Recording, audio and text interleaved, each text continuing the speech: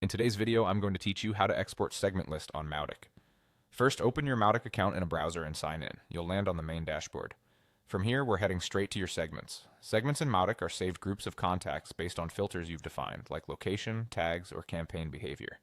On the left-hand menu, click Segments to see the list of all your segments. Find the segment you want to export. In the row for that segment, look for the column that shows the number of contacts contained in it. Instead of clicking the segment name, click the number in that column. That number is actually a shortcut.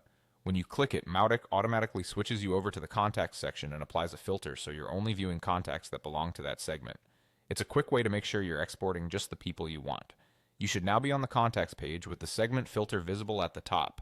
If you don't see the filter you expected, make sure you clicked the correct number for the right segment and that you have permission to view those contacts.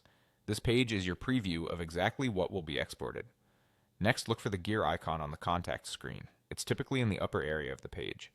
Click the gear to open the Actions menu. From the menu, choose Export to CSV. CSV is a universal file format that opens in most spreadsheet tools, making it easy to sort, filter, and share your data. If your segment is large, the export may take a little time to generate. After you confirm the export, Mautic will prepare the file and send a download link to your email address associated with your account. Keep an eye on your inbox and check your spam or promotions folder if you don't see it after a short wait.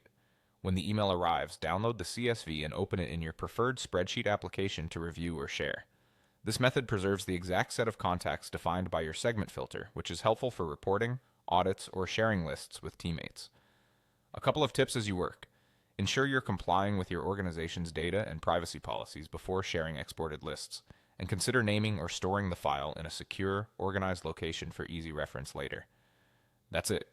You've filtered your contacts by segment, opened the Actions menu, exported to CSV, and received the file by email ready to use.